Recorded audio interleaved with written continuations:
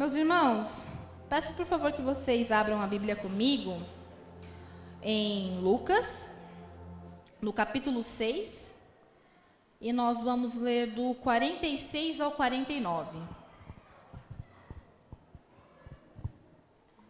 Lucas, capítulo 6, do 46 ao 49. Amém?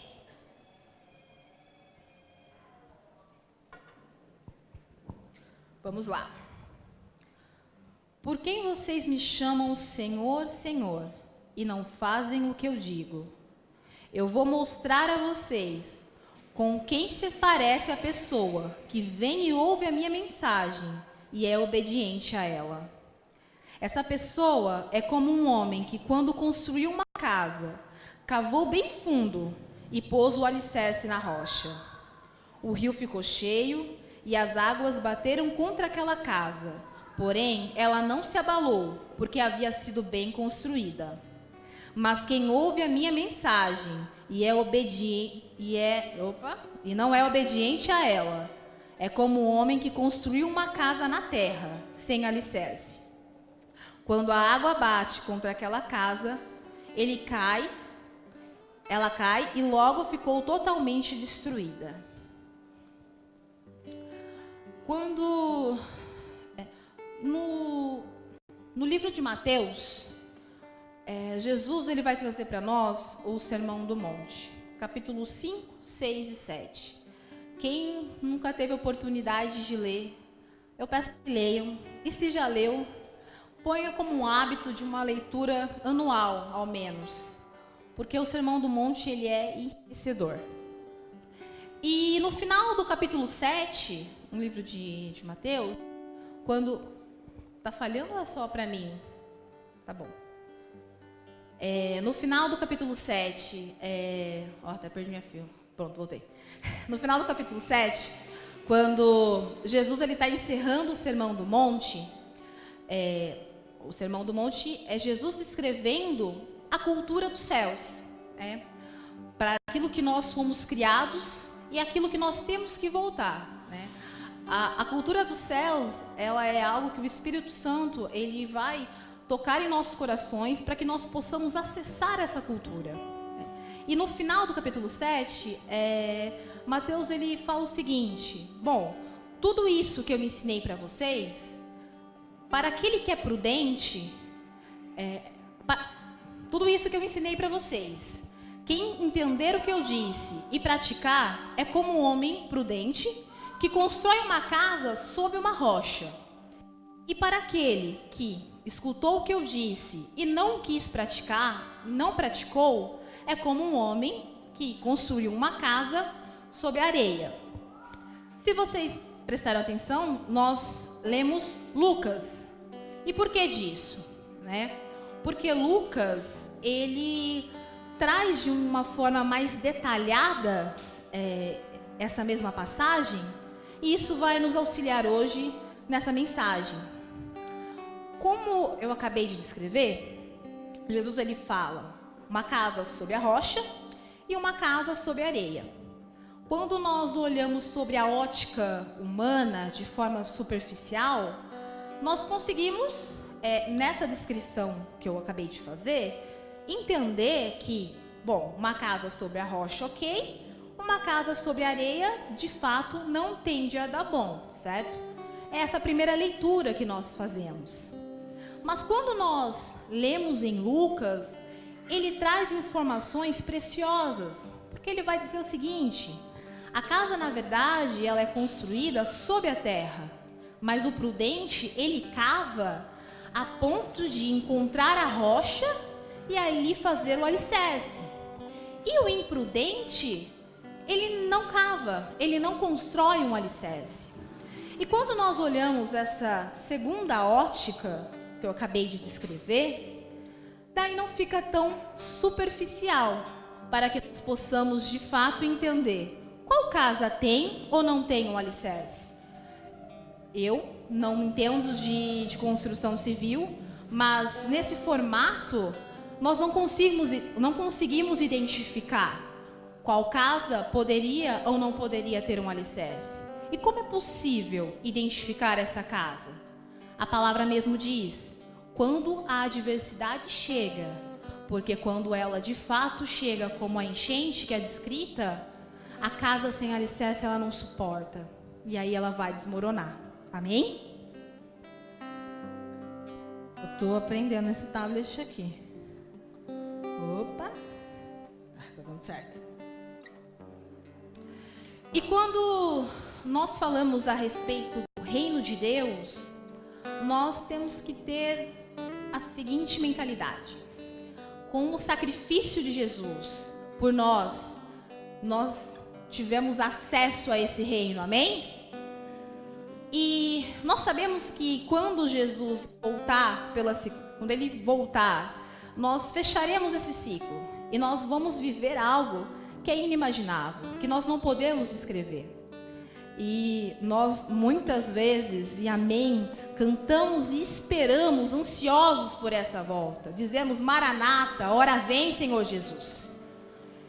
O ponto é o seguinte: nós estamos esperando, com a volta de Jesus, ter uma vida, uma eternidade do lado dele. E um acesso a coisas que jamais imaginamos.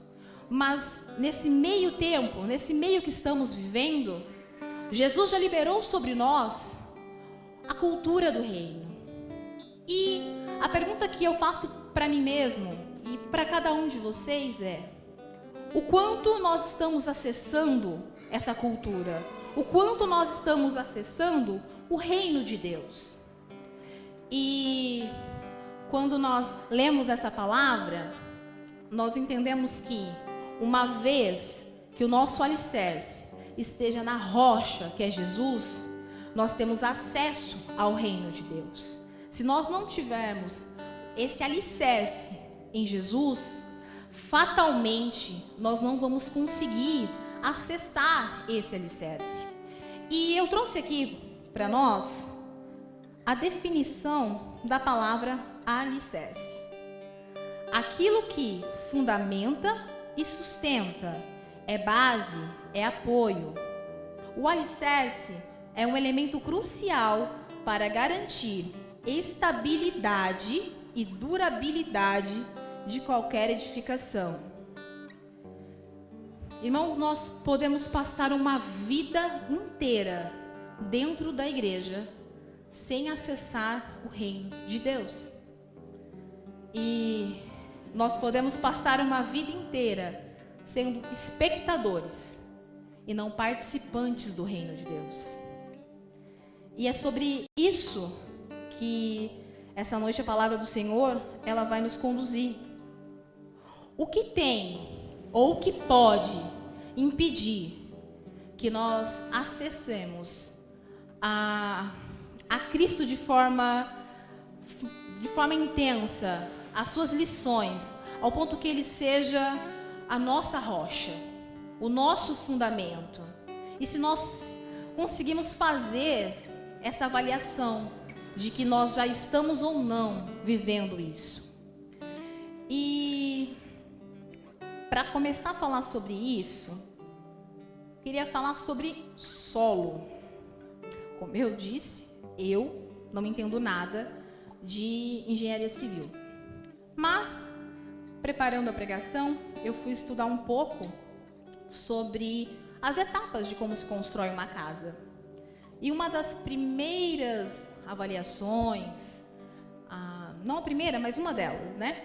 É avaliar o tipo do solo que essa casa será construída. Que terra é essa? E eu quero ler um versículo com vocês. Lucas 8, versículo 15. E as sementes que caíram em terra boa são aquelas pessoas que ouvem e guardam a mensagem no seu coração bom e obediente. E porque são fiéis, produzem frutos. E quando nós olhamos essas duas passagens, sabe o que elas têm em comum? Praticar. Aprender e praticar a palavra de Deus. Porque o ensino sem a prática não produz vida, não gera vida. A neurociência vai nos trazer a seguinte afirmação: a repetição é fundamental para a consolidação da aprendizagem no cérebro. O que nos impede de praticar? O que tem nos impedido de praticar a palavra de Deus? Nesse último mês, todos os cultos que nós assistimos, o quanto nós temos praticado aquilo que nós temos ouvido da palavra de Deus, aquilo que tem sido liberado nos cultos, nos nossos devocionais. O que nós temos praticado? Eu não sei vocês, mas quando a gente resolve praticar um novo esporte, ou aprender a tocar um instrumento, a teoria, ela não é o impeditivo de que esse novo esporte, esse novo instrumento, ele progrida, ele tenha sucesso. Porque, eu vou praticar um novo esporte, eu entendo as regras, eu aprendo as regras, e ok, a teoria da música eu vou estudando.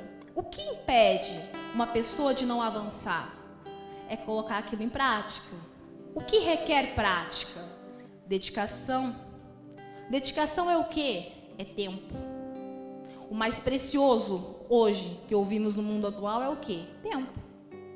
Se eu começar a escolher um instrumento para começar a aprender hoje, eu e o Lucas, e eu dedicar 1 hora do meu mês para aprender esse novo instrumento, e o Lucas 1 hora por semana, é óbvio que o Lucas vai aprender muito mais rápido do que eu, porque há uma dedicação maior, porque há um comprometimento maior com aquilo que ele está aprendendo, certo? E quando nós, por exemplo, falamos de faculdade, nós falamos sempre que é muito interessante quando a gente inicia a faculdade e aí depois a gente tem a oportunidade de trabalhar na área que a gente iniciou. A gente consegue perceber o quão é rico a teoria, o quanto ela nos auxilia, mas também o quanto tanta coisa fica para trás. O quanto tanta coisa a gente não lembra mais, porque a gente sequer praticou e aquilo passou. E porque a gente não viu mais, não leu mais e não fez, a gente nunca mais lembra. Mas aquilo que a gente trabalha constantemente, a gente lembra dos ensinos da faculdade que aprendeu lá atrás. E esse é um exemplo crucial do nosso dia a dia. Quando a gente fala de praticar, a gente precisa lembrar que prática tira da zona de conforto. Prática exige isso de nós. Sairmos dessa zona de conforto para se dedicar a algo que muitas das vezes é difícil. Muitas das vezes parece que a gente não vai aprender. Muitas das vezes parece que justamente para aquilo que nós fomos chamados, para aquilo que nós estamos tentando, parece que a gente não tem aptidão. Mas na verdade a gente está sendo forjado. Forjado pelo Senhor. Porque só depois de ser forjado, lapidado, é que de fato a gente vai poder viver a palavra de Deus. Não é sobre a teoria do cristianismo. É sobre uma vida com Jesus. E onde eu quero chegar com isso? Com prática, com reino e com uma alicerce na rocha. Bom, aquilo que eu pratico é aquilo que está sendo consolidado no meu coração. Aquilo que toma a maior parte do meu tempo, aquilo que define os meus pensamentos, aquilo que toma a maior parte dos meus pensamentos, é aquilo que está sendo forjado no meu coração. O que eu tenho praticado? O que nós temos praticado no nosso dia a dia? Porque se eu falasse palavrão todos os dias, no meu ambiente de trabalho, na minha casa, mas evitasse de falar isso na igreja, por falar, não, na igreja eu não posso falar, certamente, 1 hora ou outra, iria escapar, porque é o que eu estou vivendo. É aquilo que eu estou sendo forjado. A prática ela vai gerar tanto coisas boas quanto ruins. E entra aí o poder da nossa escolha. E o próximo ponto, que a palavra no versículo 48 vai falar sobre cavar. E a pergunta é: até onde devemos cavar? Até achar a rocha. Eu comentei esses tempos atrás com algumas pessoas. Eu ouvi no podcast a descrição de como é o processo de extração da castanha de caju, o processo artesanal da extração da castanha de caju. Como funciona? Uma quantidade de castanha de caju, ela é colocada dentro de um tacho.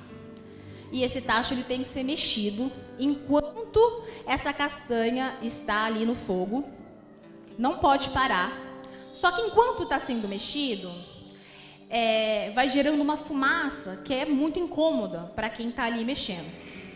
E vai depender muito da quantidade, mas pode levar em torno de 2, 3 horas ter que mexer aquele tacho, aquelas castanhas, sem parar. E quando se finaliza essa etapa, né, aquele tacho ele é resfriado, abafado, e depois ele vai ser quebrado, as castanhas vão ser quebradas manualmente e descascadas.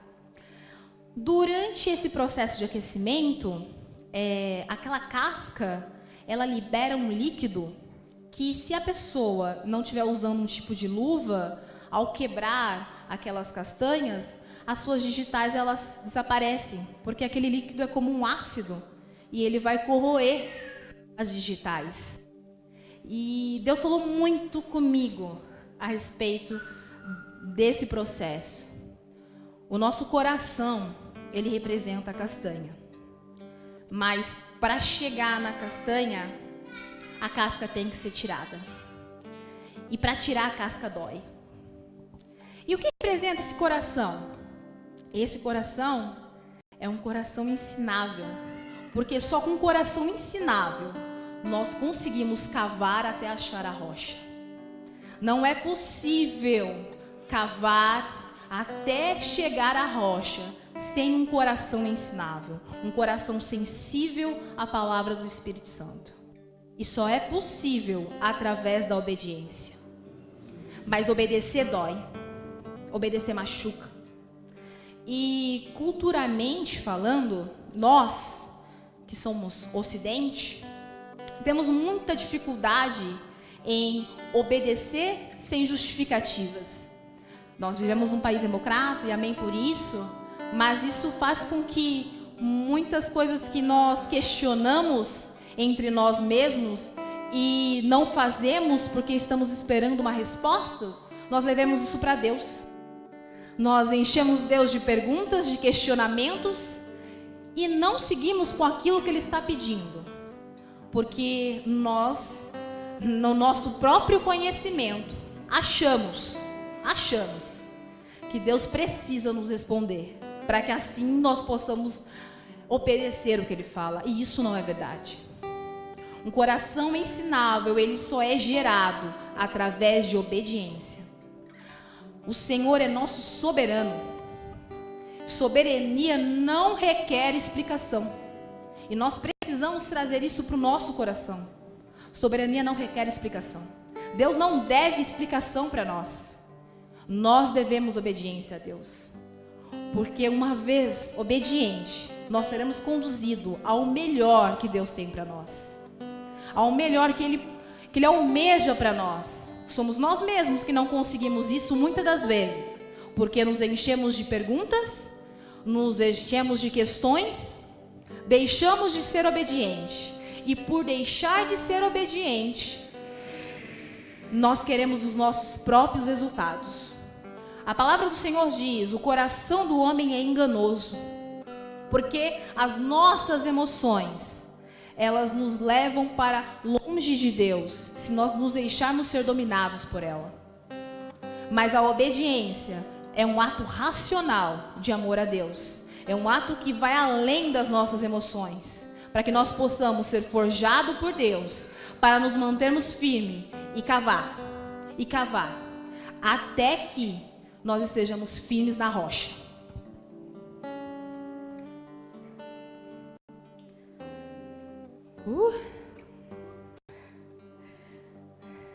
Tomar uma água.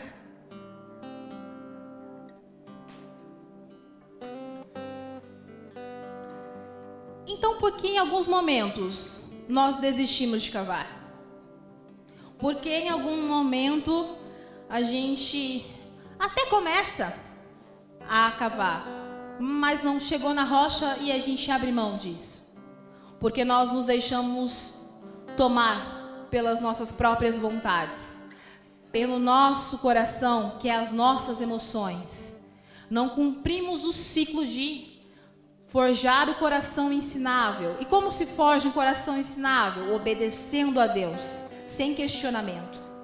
E quando isso acontece, irmãos, nós somos tomados pelas nossas emoções. Nós queremos os nossos próprios resultados. Ninguém vê alicerce. Então esse processo, ele não vai ser feito com aplausos. Ele não vai ser feito com plateia. Casa é possível ver, alicerce não. Só que por ter pulado esse processo, nós queremos construir uma casa para ter um resultado. E é aí onde a coisa se perde. E eu quero trazer um exemplo sobre essa questão de resultado. Alimentação saudável. Nós sabemos que se nós tivermos uma vida com uma alimentação saudável, com prática de exercício, nós certamente vamos ter uma boa colheita na nossa velhice. Teremos uma velhice melhor, com uma disposição melhor. Só que nós muitas das vezes queremos ser imediatistas e ter um prazer momentâneo. Então, dia após dia, nós trocamos a fruta por um docinho, o cozido por uma fritura, e não vamos vendo essa troca acontecer dia após dia, dia após dia. E aí, quando os exames chegam, nós nos assustamos. Como é possível? Eu não vi que isso aconteceu. Mas foi gerado por um ato de cada vez, que nós fomos deixando ser tomados por um prazer momentâneo e por um imediatismo. Nós vivemos provavelmente uma das piores eras com relação a imediatismo. Justamente pelo avanço de tecnologia, pelo avanço de internet, de velocidade de internet. Mas isso tem feito que uma geração inteira sofra com ansiedade porque tem que esperar uma hora um resultado. Uma geração inteira tenha crises de pânico porque não consegue esperar 2, 3 dias para ter uma notícia. Que pessoas vão para o hospital com crise de ansiedade porque não saiba lidar com espera. Não saiba lidar com o tempo, porque quer tudo ao seu tempo, quer tudo ao seu prazer imediato. Ao nos rendermos a esse imediatismo, nós saímos de um coração que está sendo forjado para nos render às nossas próprias emoções. Irmãos, isso é tão sério, porque ao fazer isso não significa que nós estejamos fora da igreja, que nós estejamos fora da casa de Deus, não. Mas é um ministério, é um casamento, enfim, todas as coisas que forem feitas antes do tempo, elas podem tomar o lugar que é de Deus e quebrar todo um processo.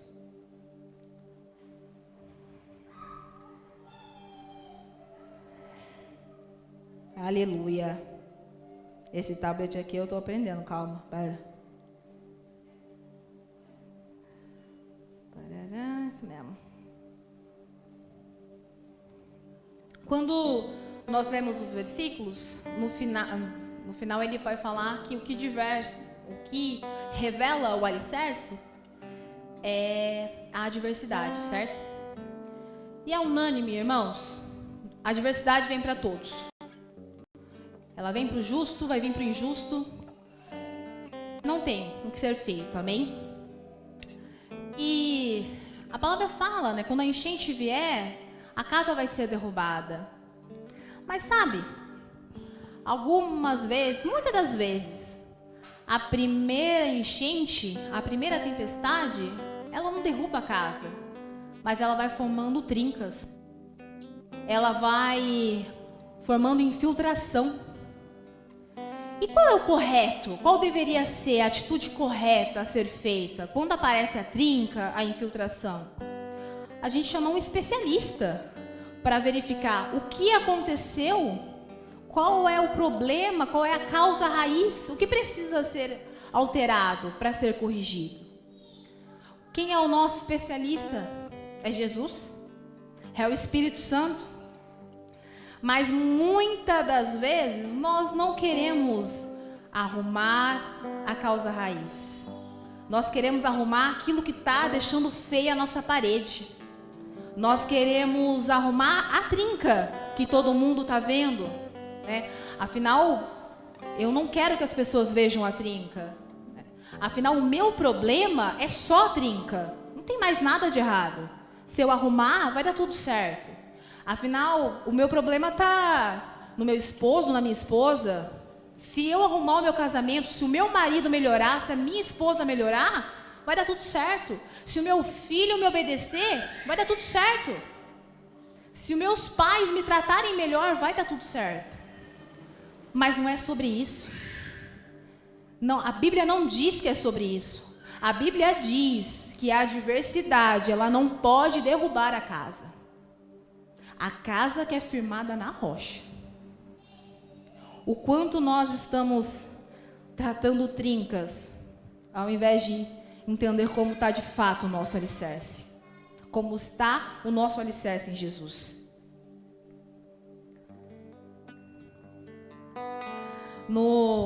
Na segunda-feira, no final do curso, a gente está tendo academia, né? Estou fazendo o curso de Discipulado 2. Eu perguntei para o Pastor Léo é engenheiro civil, para quem não sabe, eu fiz uma pergunta técnica para ele. Ele nem sabe disso, que era com essa intenção. Eu perguntei para ele, pastor, se o alicerce de uma casa estiver ruim, mal feito, condenado, o que dá para fazer? Ele olhou para mim assim, falou, você vai gastar muito, mas muito, muito, muito. E na maioria das vezes você vai ter que derrubar a casa. Vai ter que pôr no chão. E ele falou uma coisa que me impactou muito. Falou assim, você pode até tentar pintar, arrumar aquela rachadura, mas vai voltar. Porque o problema não está na parede. O problema está na estrutura. Que não tem no caso. Que é falha no caso. É isso que está o problema. Irmãos, nós somos essa casa. E o Espírito Santo nos deu o acesso à rocha que é Jesus. Nós somos a terra que é boa, porque é através de Jesus. É através do Espírito Santo. Mas o quanto nós estamos sendo obedientes à palavra de Deus, para ter um coração ensinável, para passar pelo processo, não querer pular etapas e acessar a rocha que é Cristo. A palavra do Senhor nos diz, em Romanos, capítulo 8, a partir do 35. Então, quem pode nos separar do amor de Cristo? Serão os sofrimentos, as dificuldades, a perseguição, a fome, a pobreza, o perigo ou a morte? Como dizem as Escrituras Sagradas, por causa de ti, estamos em perigo de morte o dia inteiro. Somos tratados como ovelhas que vão para o matadouro. Em todas essas situações, temos a vitória completa por meio daquele que nos amou. Pois eu tenho a certeza de que nada pode nos separar do amor de Deus. Nem a morte, nem a vida, nem os anjos, nem outras autoridades ou poderes celestiais, nem o presente, nem o futuro, nem o mundo lá de cima, nem o mundo lá de baixo, Em todo o universo não há nada que possa nos separar do amor de Deus, que é nosso por meio de Cristo Jesus, nosso Senhor. Não há nada que possa nos separar do amor de Deus. Não há diversidade que possa nos separar. Há uma prática que ela é um pré-requisito do cristão, que é se autoanalisar, que é refletir sobre onde eu estou, o que eu estou fazendo da minha vida, qual a intimidade que nós temos com Jesus, com o Espírito Santo, para olhar para Ele no final do nosso dia ou no começo do nosso dia e falar: Senhor, onde eu tenho falhado? Senhor, qual é o próximo ponto que eu tenho que melhorar? A palavra diz em 2 Coríntios 13:5: examinem-se para descobrir se vocês estão firmes na fé. Com certeza vocês sabem que Jesus Cristo está unido com vocês, a não ser que vocês tenham falhado completamente. A palavra diz que nada pode nos separar do amor dele. O que tem, qual a adversidade que nós temos vivido, que tem trazido dúvida? Qual foi a última adversidade que nós tivemos? Qual foi o último dia mau? O que ele fez conosco? Ele causou trinca, fissuras? Ou apesar da dor, apesar da tristeza, eu sei em quem eu tenho crido. Eu sei quem é o meu Senhor. Irmãos, uma vez que, para que a gente possa partir para o encerramento, que nós fazemos essa autoanálise, olhamos para nós e falamos: de fato, o meu alicerce é Cristo. De fato, eu estou firme na rocha. E agora? Nós não fomos forjados para ter Cristo como alicerce, para nós mesmos apenas. Nós somos abrigo do perdido, sal da terra e luz do mundo. Nós somos abrigo para aquele que está desabrigado. Nós somos abrigo, nós somos morada para aquele que não conheceu a palavra e que nós vamos apresentar para ele, apresentando a nossa casa.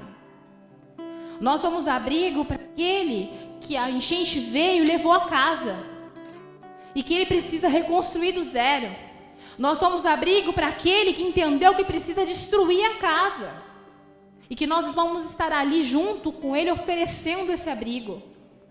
Nós somos abrigo para aquele que está iniciando a jornada, para aquele que conheceu a Cristo e quer construir um alicerce nesse. É para isso que nós somos levados a Cristo como nossa rocha. E uma vez fincados em Cristo como a nossa rocha, nós teremos acesso ao reino de Deus. É uma consequência. É uma consequência que nós possamos ser não espectadores, mas participantes ativos.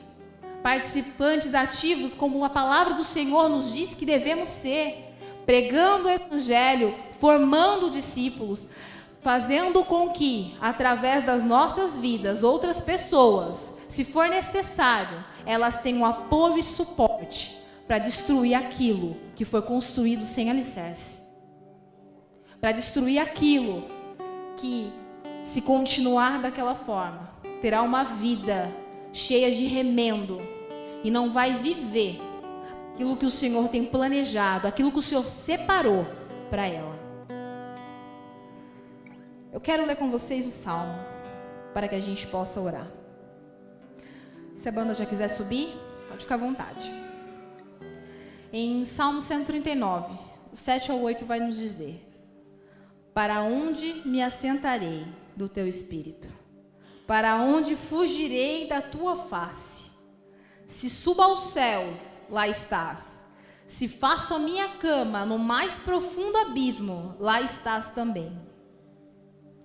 Este é o resultado do alicerce em Cristo.